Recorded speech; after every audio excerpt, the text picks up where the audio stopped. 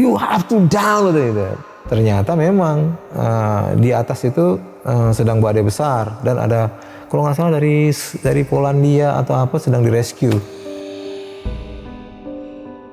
Jadi ada mayat di bawah masih utuh dengan pakaian lengkap. Kalau menurut mereka itu dari pakaiannya mungkin tahun 80-an. Terus saya bilang, wah kacau nih, saya bilang, ada apa nih mas saya nih, ada masalah apa nih, kok saya susah napas gitu kan ya. Terus saya udah mulai, waduh, mati nih.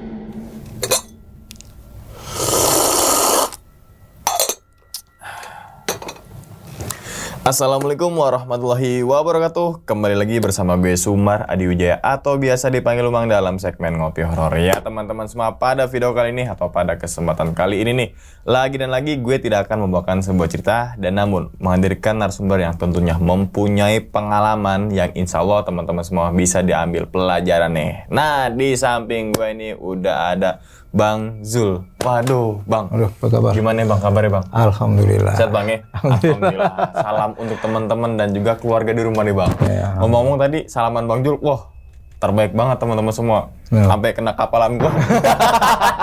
Sakitan. Oke. Nah, sebelumnya terima kasih banget nih Om Jul udah meluangkan waktunya gitu kan dari kesibukan ya kerja atau apapun itu ya Bang ya.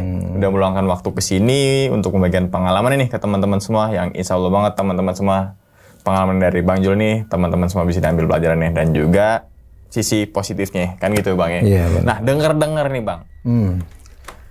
Bang Zul ini pernah ke Gunung Elbrus. Iya, saya pernah ke Gunung Elbrus, tapi agak lama ya, itu 2015.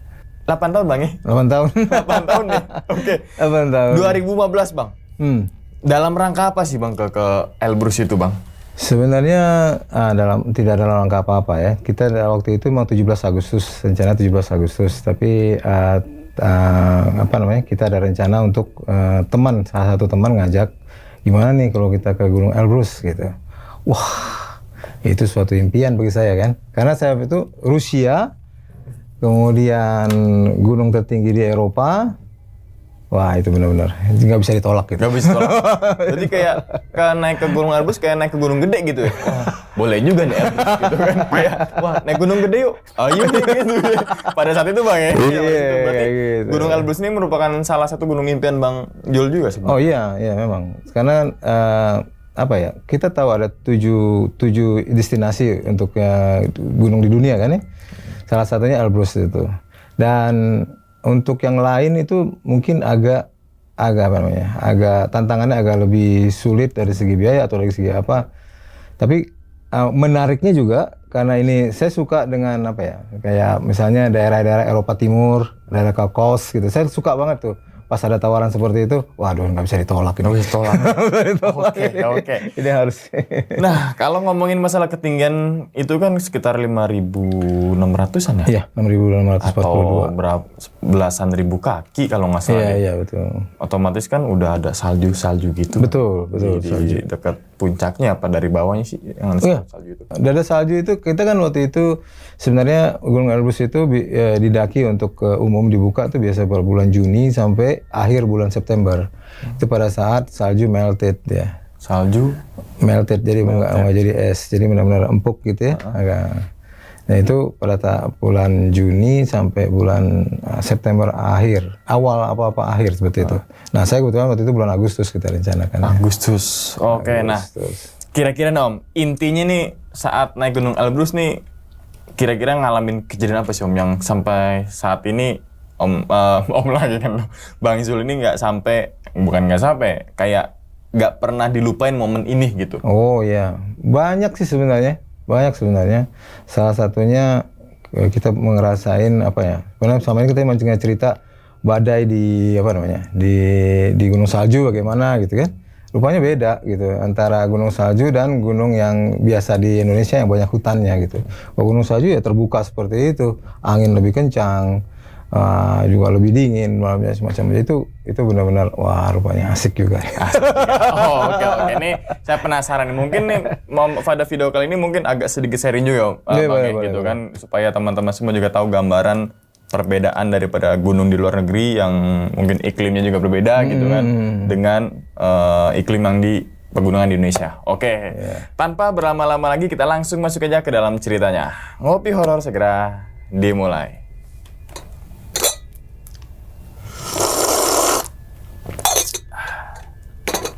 Siga.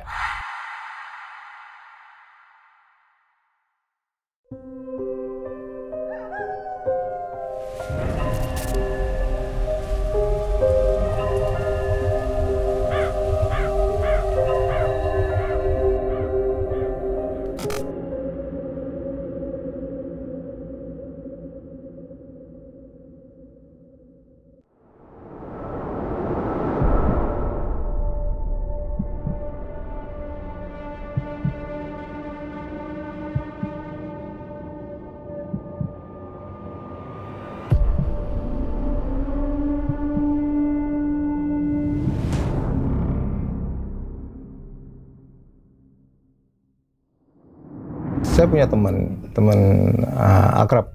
Saya suka naik gunung sama dia bareng-bareng. Kita udah naik gunung kemana-mana lah, salah satunya. Habis itu dia selalu ngajak saya pergi ke ke gunung di luar gitu ya. Salah satunya mungkin daerah base camp Himalaya base camp ya, seperti itu. Dia ngajak saya gitu. Tapi entah kenapa agak kurang mungkin karena dana juga, dan pada saat itu agak kurang juga. Kemudian suatu saat dia ngajak saya, Jul, gua mau ke mau ke Eropa. Apa nih? Gua mau ke Elbrus. Wah boleh nih, gue ikut. Karena salah satu impian saya pengen pergi ke Eropa Timur seperti itu. Oh, salah satunya ya Rusia gitu. Oke, kapan? Nah, dia bilang Agustus. Pada saat itu dia ngomong sekitar bulan-bulan Februari atau Juni atau gitu seperti itu. Wah bener nih, ini bagus nih kayaknya. Saya oke, Ben, siapa aja temannya? Gitu. Ini belum tahu nih ntar. Habis itu nggak lama kemudian dia ngasih tahu, temennya gue udah dapat nih. Sini, saya nggak mau sebut namanya ya. Sini. Waduh, itu semuanya boleh kita bilang trail run semua, atlet trail run semua ya. Biarpun usia mereka udah sama usia saya waktu saat itu, tapi mereka atlet trail run. Waduh, ngeri juga temennya nih ya. Gitu. Ada satu lagi anak muda, dia baru usia 25-26 tahun. Waduh, sekarang teman saya sama istrinya tuh udah biasa naik gunung lah, udah biasa. Akhirnya saya bilang, wah kita perlu persiapan loh, ya kan? Oke, persiapan itu sebenarnya pertama izin ya. Izin, kemudian paling penting uang. Yang ketiga fisik. Gitu. Yang ketiga ini harus punya. Pertama izin kantor, kemudian izin dari istri. Itu paling penting. Itu dia sih. Bener gak? Nah, izin dari kantor, saya kebetulan suka ngajak manajer saya naik gunung. Jadi dia waktu saya bilang mau ke Elbrus, dia bilang, oh saya ikut, katanya gitu kan. Oh boleh, dia bilang gitu. Tanggal berapa? Saya kasih tahu tanggalnya, tanggal 12 sampai tanggal berapa gitu. 19 Agustus ya. 1 minggu ya. 1 minggu ya, sekitar segitulah. Oh boleh, kita bikin. Nggak lama kemudian dia ganti sama manajer yang baru. Waduh, bagaimana? Karena tiba-tiba dia bilang, Jul, saya tidak bisa ikut. Kenapa? Saya harus pindah, katanya. Tapi jangan takut, manajer yang baru udah saya pesen. Ini nggak boleh diganggu gugat. Nih kekuatan ordal apa gimana? Itu beruntung saya bilang. Beruntung. Bener ya, oke. Udah seperti itu. Nah, kemudian masalah permisi sama istri. Nah ini benar-benar ini. Ya, istri saya benar-benar hebat menurut saya.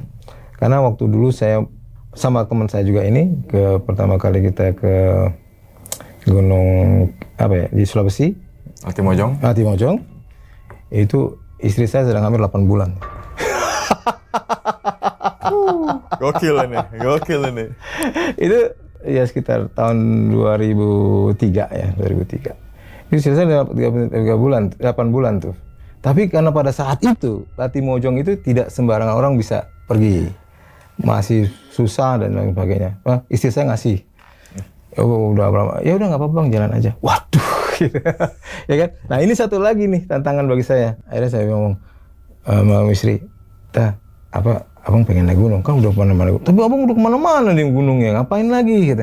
Ini gunung salju, ini impian. Gitu. Besok ngomong lagi, alhamdulillah dapat izin. Wah, udah itu satu. Kemudian yang kedua nih, masalah biaya. Nah ini berat. Tapi ini juga kebetulan pada saat itu saya bekerja di airlines. Jadi saya dapat potongan harga untuk ke luar negeri, tiket berarti udah dapat 10%. Berarti biaya yang harusnya sekali berangkat 35 juta itu bisa cuma 3 juta berapa sih. Jadi itu beruntung saya. Boleh lah linknya dah. Oke. Jadi bisa bayangin ya, itu biaya itu untuk keluar negeri itu bukan main-main gitu. Yeah. Makanya banyak yang keluar negeri itu pendaki-pendaki kita yang udah di atas 40 atau 45.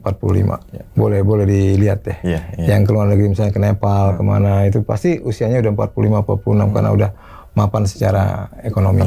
Ya, benar. Kalau enggak susah sekali. Iya. Ya kan? Nah, kemudian udah itu ya, biaya itu udah bisa saya cover. Saya bilang sama istri, saya punya simpanan karena punya impian. Itu salah satunya kalau kita punya impian, ya biarpun jadi atau tidak jadi, tetap ada step-step yang harus kita lakukan. Itu benar itu. Jadi kalau misalnya kita impian mau ke luar negeri, yang perlu kita siapkan apa? Paspor. Kita harus punya itu. Biarpun nggak ada rencana, tapi kita harus punya. Karena paspor itu 10 tahun. Masa dalam 10 tahun rencana kita nggak berhasil sih? Iya juga ya. Jadi mesti ada seperti itu. Saya juga begitu. Saya kumpulin uang. Saya mau pergi ke sini. Keluar negeri, insya Allah naik gunung salju. Itu harus saya siapkan. Seperti itu. Jadi udah ada lah. Saya bilang masih udah ada. Di luar, uang di... Sananya ya? Ya. Kemudian yang terakhir olahraga. Nah seperti tadi bilang tadi, teman-teman saya gila-gila semua ini fisiknya ya kan? Nah, jadi kita harus mempersiapkan diri lebih awal untuk misalnya saya mulai untuk menjadi diri saya sendiri, saya mulai lari itu. Saya suka nganter anak olahraga bola, anak saya suka main bola. Jadi pas anak saya main bola, saya lari. Jadi lari keliling lapangan. Dari satu kali ngos-ngosan sampai puasa, habis itu kan ada puasa, sampai saya keliling sampai 10-11 kali tuh biasa-biasa aja. Sampai seperti itu, kemudian di rumah tuh bawa galon, naik turun tangga, itu juga di itu. Pokoknya itu untuk diri saya sendiri gitu, persiapan. Saya merasa siap, oke. Jadi 3 persiapan itu sudah saya siapkan, kayak gitu. Nah, terus kemudian ketika persiapan itu tuh bang ya, kan ada tadi izin kantor, terus istri dan persiapan fisik. Dari ketiga persiapan ini kira-kira menurut Bang Jul ini mana yang paling kayaknya lebih utama deh? Lebih utama itu fisik sih. Oke, nah terus kemudian ketika sampai di sana bang, kayak gimana sih bang? Bisa diceritakan nggak bang proses selama pendakiannya itu bang? Oke, pendakiannya. Jadi kita kan di Gunung Salju. Berarti kita kan belum pernah mengalami sama sekali. Jadi kita seperti pengalaman saya belum pernah sama sekali naik Gunung Salju. Oh, berarti itu pertama kali? Pertama kali naik Gunung Salju. Belum pernah sama sekali naik gunung salju. Selama ini kita naik semua gunung-gunung di Indonesia, tapi belum pernah naik gunung salju. Persiapannya itu alat-alat ya. Alat-alat itu pasti berbeda antara kita yang biasa di tropis dengan udara di sana yang salju ya. Itu pasti berbeda sama sekali itu. Mungkin itu lebih ahlinya mungkin bisa nerangin di situ. Karena di tropis dinginnya palingnya zero lah ya, atau -1 lah ya. Tapi kalau di salju bisa sampai -15, -15, -16 gitu. Itu di musim panas ya. Musim panasnya segitu? Segitu, bisa sampai minus. Berarti kalau saat musim salju lebih parah lagi. Mungkin dong. -40. Di Moskow aja itu, ketika turun di Moskow. Di Moskow itu musim panas. Itu maksimum itu 14 derajat. Itu musim panas. Musim panas? 14 derajat ya, Celcius. Nah, kita kalau jalan-jalan ke Pila, ke puncak udah kedinginan di luar Pila. Oke. 14. Jadi bayangin di puncaknya tuh saya Terakhir saya ke sana itu -15. Minus 15. -15 di atas puncak. Terakhir dalam artian di 2015 itu atau ada lagi? 2015 di Pendakiannya? Pendakian 2015. 2015 di puncak itu saya tanya Pak guide-nya berapa? -15. Wih. Berarti saat naik ke pendakian tersebut suhu paling kecil berapa, Pak? -15 kah atau ada lagi yang lebih turun? Mungkin ada lagi kali ya pada saat-saat Di high camp. subuh-subuh itu ya. Di bawah itu apa namanya Lembah gitu ya? ya di seperti itu. Oke, perlengkapannya kayak gimana ya aja tuh, Bang? Nah, itu Dari dia. mulai Sebenarnya apa tuh gimana? sebenarnya kita untuk pribadi, untuk kan kita ada layer ya, layering system ya. Untuk first layer ya, itu mungkin kita bisa beli di sini seperti Long John's dan seperti itu kita bisa beli di sini Long John. Tapi kalau untuk kualitas yang apa untuk second layer atau third layer seperti jaket itu lebih baik kita pesan di sana atau kita beli di sana kalau punya duit. Kalau nggak punya duit juga ngapain juga beli di sana karena cuma sekali 2 kali kita naik gunung. Simpan di Indonesia rusak udah pasti. Iya juga. Karena cuacanya beda. Jadi di sana ada penyewaan. Oh, penyewaan. Ada penyewaan. Mulai perlengkapan pribadi sampai kelompok apa gimana? Perlengkapan pribadi semua sih. Oh, lebih ke pribadi. Lebih pribadi. Karena sistem yang kita pakai Alpine ya. Alpine system bukan Himalayan ya. Kalau Himalayan kan kita perlu tim besar-besar. Kalau ini enggak Alpine. Jadi mulai sekali jalan ya. Sekali jalan dengan peralatan seminim mungkin. Oke. Itu berapa hari sih Bang sampai akhirnya sampai ke puncak dari titik start awal pendakian itu? Oke, pertama kita sampai di Rusia. Nah, kita itu pergi ke di Balkan Bali namanya, Balkan Bali. Saya diantar ke sana. Nah, sebentar. Kita lewat south, lewat selatan. Berarti berapa jalur? Sebenarnya ada 3 jalur di situ, south, north, sama east. Oh, lebih ke utara selatan itu ya? Kalau sini kan via ini gitu ya? Oke. Lebih dari daerah south, north, dan east gitu. Jadi kalau kita dari ketiga ini yang paling terkenal itu dari south karena fasilitasnya lebih lengkap. Di south itu kita di Balkan Bali. Di Balkan Bali itu ketinggian sekitar 2.300-an. Start awal? Start awal 2.300. Berarti kayak dari puncak Gunung Salak kali gitu. Start awal tuh ya? Iya. Itu udah mobil dipakai. Udah dari kampung, ada kampung. Kampung kayak terakhir apa? Enggak terakhir juga, tapi di situ biasanya kita melakukan aklimatasi. Aklimatasi di situ kita naik Gunung Cejet. Ada Gunung Cejet itu ketinggiannya 3.100. Itu aklimatasinya 3.000 dulu ya? 1.000.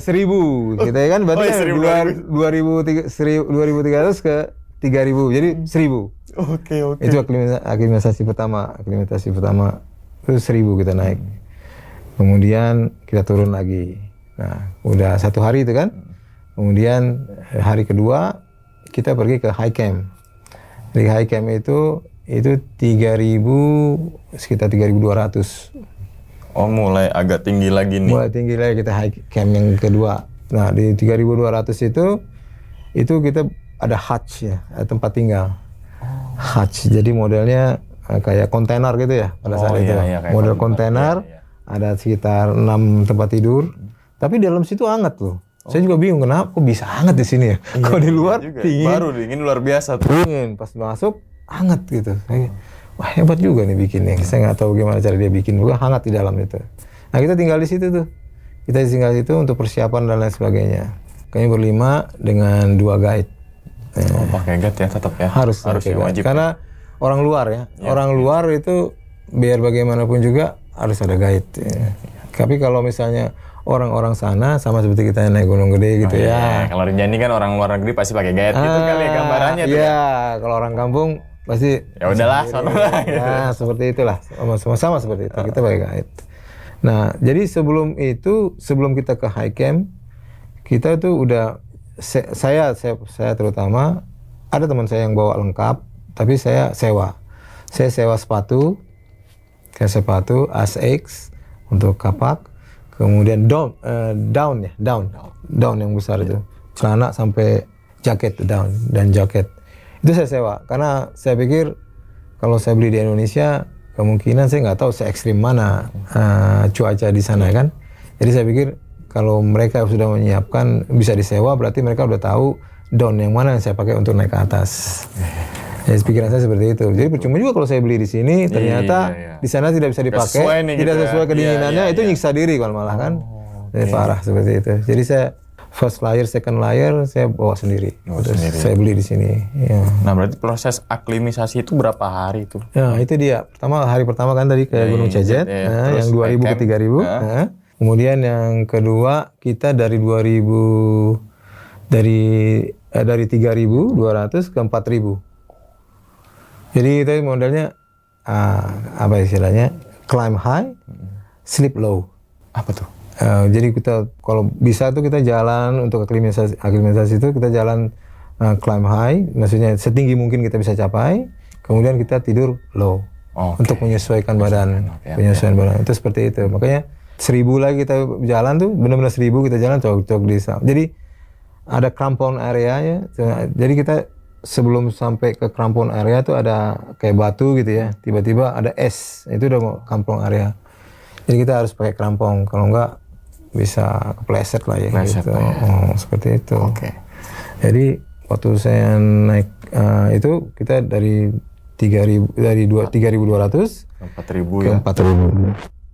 4.000 turun lagi satu hari. Besoknya seperti itu. Ada 3 hari kayaknya kita melakukan aklimatisasi itu. Kemudian yang aklimatisasi yang terakhir itu dari 3.200 ke 4.800. Itu apa istilah namanya itu Pasco Stone gitu. Jadi kita kelihatan tuh dari situ. Cuman itu 4.800 ketinggiannya. Gokil. Jadi naik 3.000 sampai 4.000 turun lagi ke 3.000. Istirahat, makan, tidur. Oke, berarti kalau pendakian di sana tuh enggak, kalau di sini kan ya datang ucuk-ucuk subuh nyampe tidur bentar trek. Nah, gitu ya. Gitu. Kalau di sana butuh penyesuaian dulu. Nah, dalam penyesuaian itu tuh Bang, maksudnya dalam satu jalur pendakian apa emang beda-beda? Maksudnya kan tadi dari 2.000 ke 3.000 ya. Terus dari 3.200 2.000 lagi ke 3.200. Nah, maksudnya tuh tetap satu trek untuk menuju ke puncak Elbrus atau gimana? Satu trek. Satu trek. Jadi trek yang sama. Trek yang sama ya. Trek yang sama. Tapi sistemnya kayak gitu, kita jalan setinggi 1.000 mungkin. tidur paling bawah. Karena kan kalau tidur bawah oksigen lebih bagus, lebih banyak, pemulihan lebih bagus, penyesuaian mungkin lebih bagus. Oke, nah titik summitnya itu dari ketinggian berapa, Bang? Titik summit maksudnya? Maksudnya dari kalau di gunung sini kan kita nge-camp gitu ya kali ya, gitu ya nge-camp. Terus kan kita sampai puncak langsung ngajar. Itu dari ketinggian berapa sampai akhirnya bisa ke titik 5.600 itu? 4.800 starting kita sampai ke puncak. 4.800 ke 5.600 sekitar berapa ratus mdpl tuh? Gitu. Iya, sekitar 1.000 berapa gitu ya. Nah, dalam proses pendakian itu sendiri Bang, ada pengalaman yang kayaknya ini bener nggak kelupaan ke Bang? Dalam arti kan mungkin gitu kan, ada yang kena badai salju, atau susah nafas, kehabisan oksigen, ataupun hipotermia gitu Bang dalam pendakian tersebut. Nah, jadi sebelum pas ini kan aklimatisasi kan, udah ke hari kedua kita aklimatisasi. Hari ketiga udah mulai kita harus jalan. Oke, siap ya? Oke, siap. Mau kita harus siapin pembagian makanan dan lain sebagainya. Mereka bagi-bagi makanan ya. Kemudian air minum dipanasin, ditaruh di dalam di dalam apa namanya? Di dalam down ya, di dalam down. Soalnya kalau di luar down langsung langsung es tuh. Dia masuk ke down, di dalam down semua. Kita udah mulai jalan tuh. Itu sekitar tanggal 17 atau 16 saya lupa ya. Itu kita mulai berangkat. Itu pada saat ketinggian 4.000 di bawah nggak masalah, di bawah lancar. 4.000 tuh mulai angin kencang. Angin kencang, mulai kabut turun. Itu wah bener-bener itu udah nggak kelihatan apa-apa di depan kita tuh. Angin itu gimana ya? Kalau di gunung di Indonesia ada pohon. Kalau ini sama sekali nggak ada pohon. Dari mulai start sampai atas putih semua sampai atas.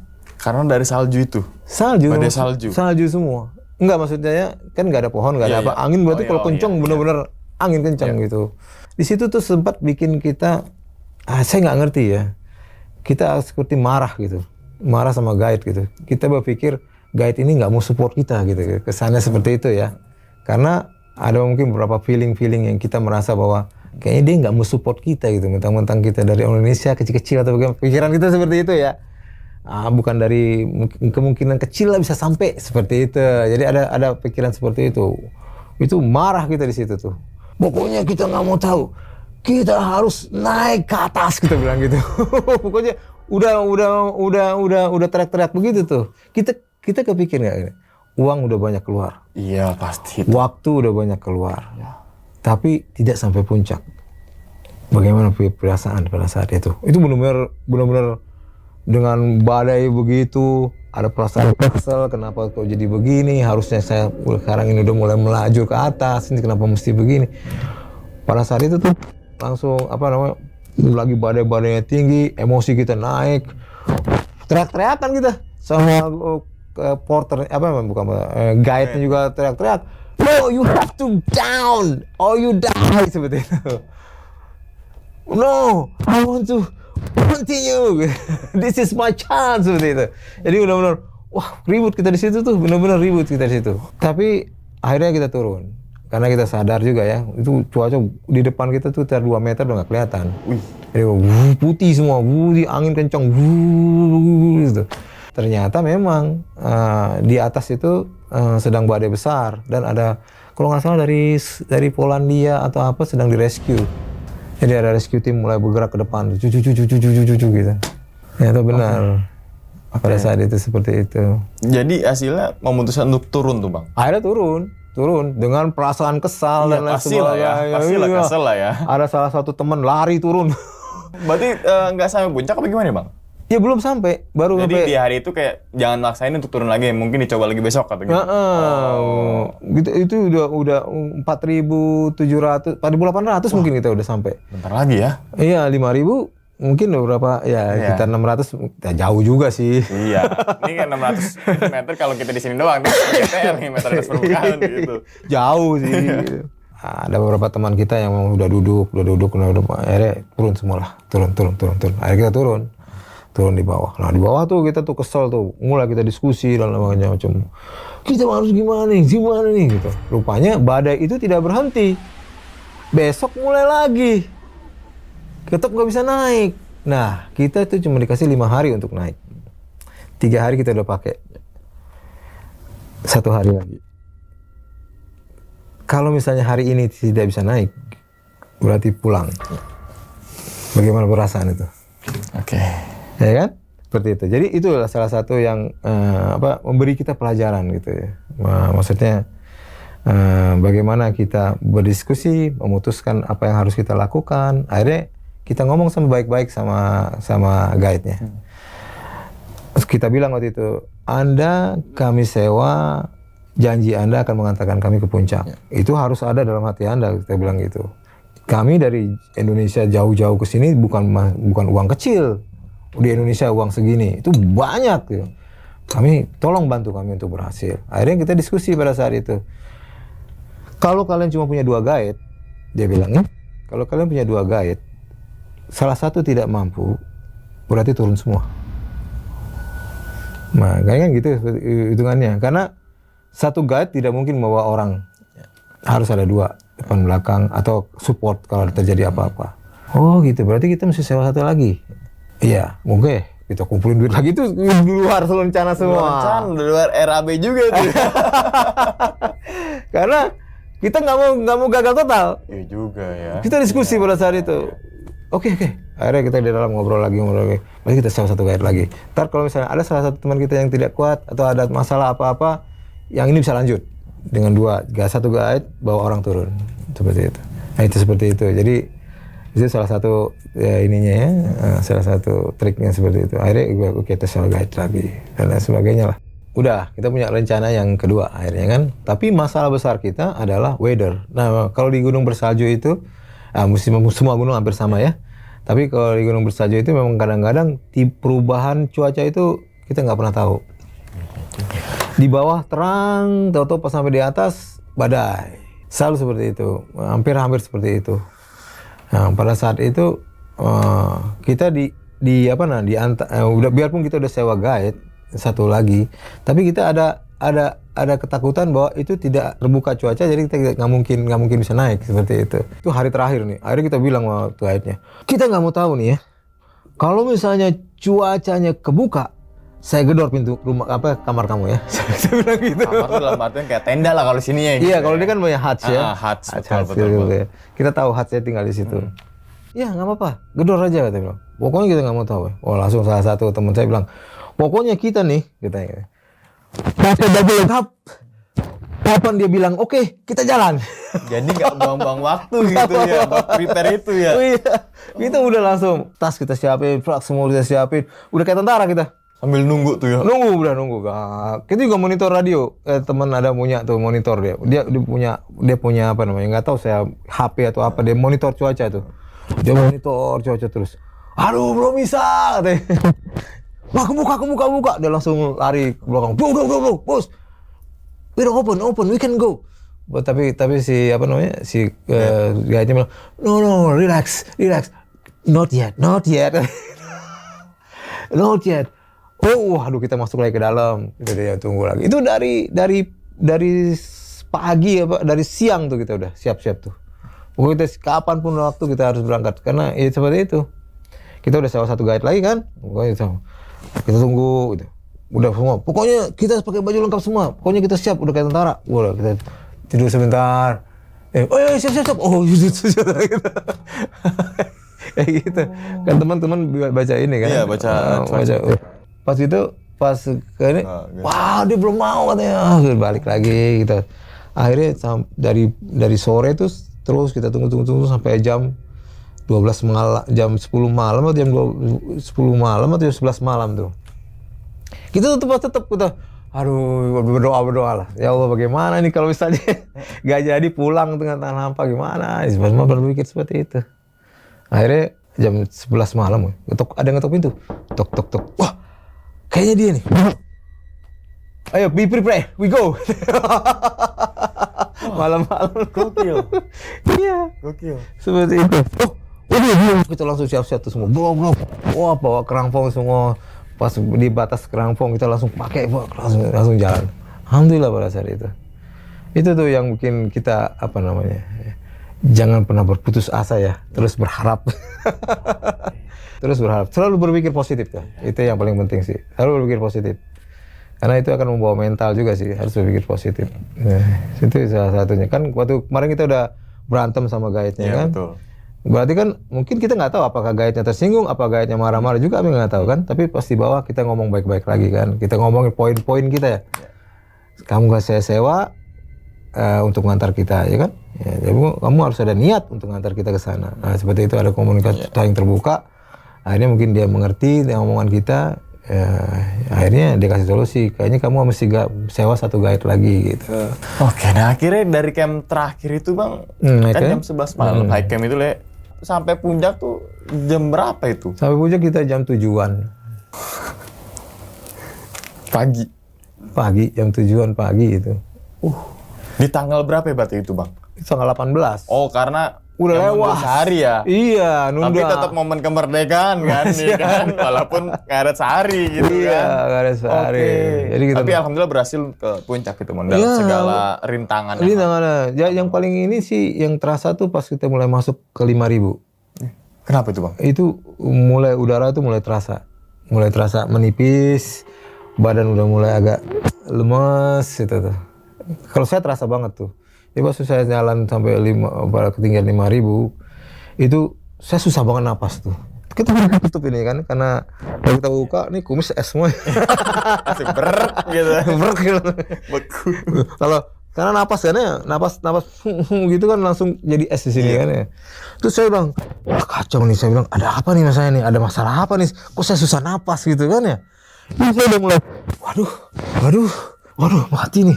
Kita nggak ada oksigen. Karena mungkin ketinggian segitu belum dianggap perlu oksigen gitu kan. Aduh kacau nih, saya buka langsung. Segitu, berapa kali, 3 kali atau 4 kali, 5 kali baru saya mulai kayaknya oke nih. Baru agak mulai masuk, baru saya tutup lagi ke atas. Itu takut itu saya tuh. Berarti emang, mohon maaf ya bang, kayak nyawa tuh hampir jadi taruhannya di situ ya. Oh iyalah Karena semakin pasti. tinggi kan oksigen makin menipis kan. Iya. Apalagi iklimnya subtropis kayak gitu. Iya, UGM bukannya itu apa nih? Emang daerah ini daerah Yang nggak salju. terbiasa gitu dengan manusia yang di Indonesia gitu. Manusia itu masyarakat Indonesia gitu. Benar. Ini salah satu nih contoh nih. Satu saya naik ke atas ya kan, itu udah mulai matahari udah mulai terbit ya. Tiba-tiba kacamata saya tuh nggak bisa kelihatan sama sekali. Kan saya pakai mata Google kayak Google S gitu ya. Saya beli di Indonesia. Mungkin karena kena Apa ya, nafas gitu. nafas, ini langsung retak. Itu salah satu saya bilang. Kacanya retak. Sakit dong mata bang. Iya, kerak. Waduh, saya nggak bisa lihat tuh. Waduh, saya bilang, waduh bisa jalan nggak saya ini?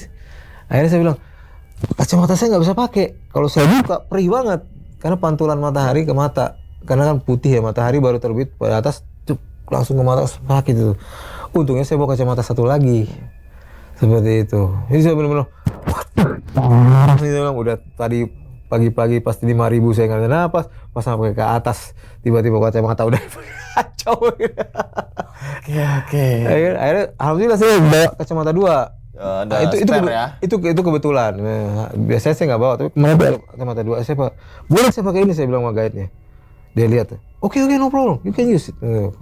Kalau nggak, aduh nggak tahu gimana ini. Itu salah satu ya. Kita mesti tahu kualitas alangkah lebih baik. Kalau misalnya kita tidak yakin, sewa aja di sana. Itu udah pasti. Oke. Nah, ketika abang menceritakan semua, jadi kayak gue bukan flashback ya, teringat dengan film apa namanya, Everest gitu kan, atau The North Face gitu kan, dan kayak gitu semua tuh. Jadi kayak bayang, kayaknya misalkan gue pribadi nih bang ke sono, kayak dia tumbang duluan deh. Karena kan yang selain misalkan teman-teman sini punya waktu, ya kan, izin bisa, terus materi ada, tapi kalau kita nggak siap kan, betul. ya kan tuh kayaknya lebih ke belum siap semuanya sih. Betul. Nah ini satu lagi. Apa tuh bang?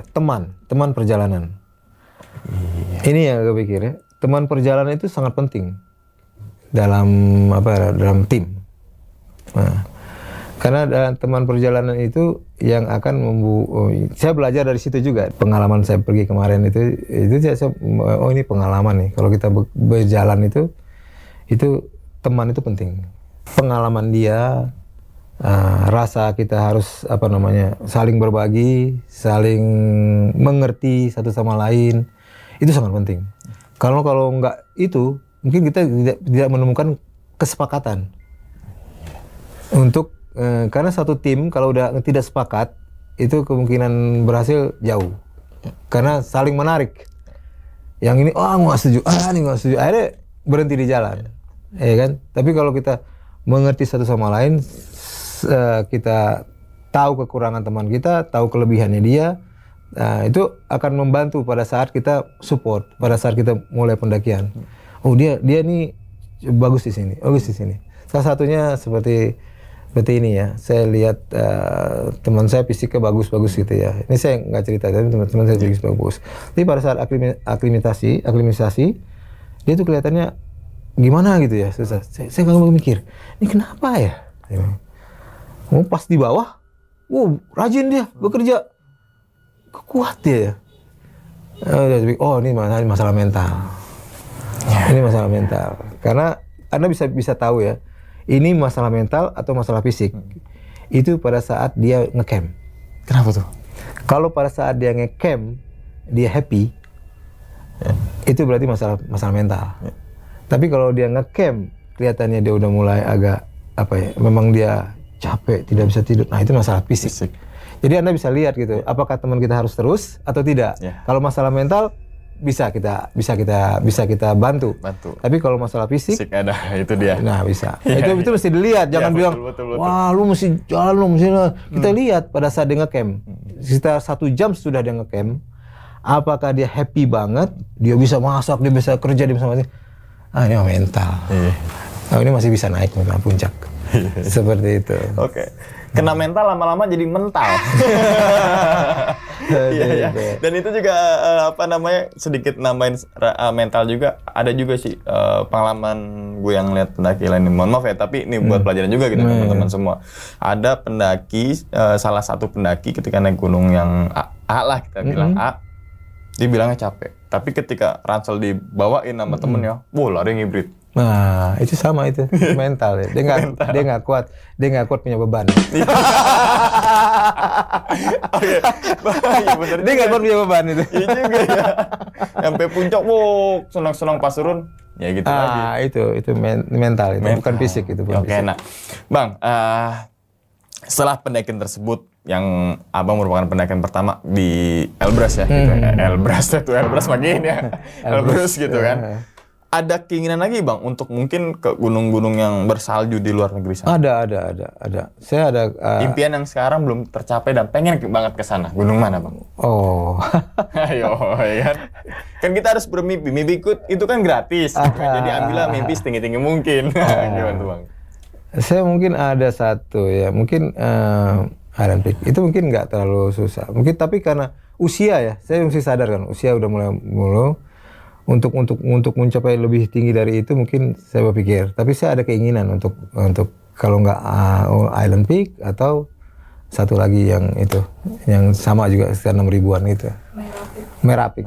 Ya. Ada juga cerita tuh yang waktu saya pertama kali ke base camp nih, rupanya di base camp itu kan ini ya, ini base camp kita hatch. Kemudian batu. Kemudian ada sebelah sana tuh seperti jurang gitu ya, bukan jurang sih, kayak slope gitu, slope turun ke bawah, tapi itu ice ya, udah ice, bukannya salju, ice itu yang keras, licin dan lain sebagainya ya. Saya lihat tuh ada beberapa guide datang ke sana, itu mereka datang ke sana pada ngumpul tuh beririan, muter. Ngapain itu? Saya mau ke sana, takut, saya belum pernah karena licin kan. Terus licin, mas dari jauh saya lihat pada ngumpul ngapain? Saya tanya sama guide-nya, itu ada apa? Enggak, itu ada mayat udah kelihatan. Jadi ada mayat di bawah masih utuh dengan pakaian lengkap. Kalau menurut mereka itu dari pakaiannya mungkin tahun 80-an. Karena dilihat dari pakaian itu ya? Dari pakaian mereka. Baru ketemu di sekitar 2015. Iya, baru cair. Baru cair ya? Esnya tutup, udah jadi es tutup. Jadi dia mungkin kalau diceritain dia menghadap gini. Nah, kayak ini aja dia dengan baju yang masih lengkap. Karena itu kan di bawah ya. Tapi nggak tahu tahun 80-an bagaimana, kita nggak ngerti ya. Betul. Itu tahun 2000, perbedaannya 20 tahun. Iya, 20 tahun. Iya kan, atau di situ udah ada base camp atau tidak, kita nggak tahu. Ya kan? Oke. Akhirnya si Mai itu dievakuasi. Tidak dievakuasi. Dibiarkan seperti itu. Berarti misalkan nih, ada pendaki yang mohon maaf ya, gugur di situ, berarti udah mayat di situ aja?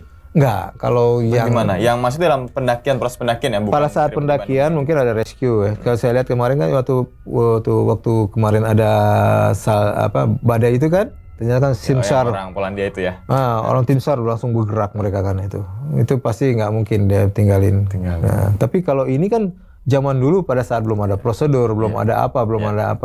Mereka tidak ganggu gugat itu. Jadi mereka bilang, udah biarin aja di situ. Oke, ini pengalaman yang cukup menarik banget dan menambah wawasan, apalagi gue pribadi nih Om lagi kan tuh kalau udah ada begitu tuh gue pasti Om bilang gitu kan, menjadi trigger juga nih untuk menyiapkan diri gitu kan, karena kan kalau kita pergi kayak explore petualangan gitu kan, nggak ada limitnya ya, nggak ada batasnya, pengennya kayak nyoba lagi yang lebih gitu. Tapi tetap juga teman-teman semua persiapan dan juga kesiapan gitu juga harus kita matengin dulu gitu kan, jangan sampai modal nekat terus modal punya waktu, punya alat jalan, tapi fisik, mental dan pengetahuan diabaikan itu kan. Janganlah gitu. Kita di sini untuk berbagi juga Om, bukan bermaksud untuk menggurui gitu, bukan, tapi jangan sampai nih angka kecelakaan pendakian di gunung Indonesia gitu kan malah makin meningkat gitu kan. Apalagi era sekarang canggih banget perlengkapannya nih, Betul, gitu kan. betul. Udah ada back system ya, enak empuk gitu kan. Betul. Terus informasi gampang didapat gitu kan. Terus ada charteran dan sebagainya, itu seharusnya juga ya bisa ditekan tuh, agak turun lah angka kecelakaan di gunung gitu. Betul. Dalam artian human error ya. Human error. Banyak kan emang kalau naik gunung tuh human error juga sih. Iya, banyak kan memaksakan diri, Iya. memaksakan diri, tidak tahu kapasitas diri. Nah, kapasitas diri itu macam-macam ya, tidak mengerti fisik saya bagaimana, kemampuan saya bagaimana, kemudian tidak mengerti kemampuan saya sampai di mana, itu kemampuan saya di mana. Seperti misalnya tiba-tiba hilang atau tiba-tiba tersesat apa gitu, itu tidak tahu apa yang akan saya lakukan seperti itu. Boleh menyimpang dikit nggak? Boleh? Ya, Boleh. Saya di ujung kulon. Kenapa tuh? Ini cerita kalau hilang ya. Kalau kita punya ilmu dan kita tidak punya ilmu ya. Ini bukan ngomong apa, ini cuma buat pelajaran ya. Maaf ya, jangan ada yang ini. Jadi saya bawa turis. Sekitar ke ke ujung kulon dengan tentu dengan orang Polhut dan beberapa teman. Nah, pada saat itu kita ke mana? Ke pantai. Nah, pada saat ke pantai itu kita balik lagi ke hutan kan. Nah, pada saat itu saya cuma foto pantai, cek. Pas saya lihat ke belakang, semuanya nggak kelihatan. Wah, semuanya bule-bule itu begitu gede. Itu semua nggak ada. Semua daun rapi semua. Anda tahu dong kalau mereka bule-bule turis jalannya bagaimana, gobrak, hancur, harusnya bisa dilihat. Iya. Itu ya tidak ada. Itu yang saya alami. Tapi ini ilmu, saya bilangnya. Kita mengalami hal seperti itu. Apa yang harus kita lakukan? Nah itu. Pertama stop gitu ya. Stop thinking, observasi and planning seperti itu.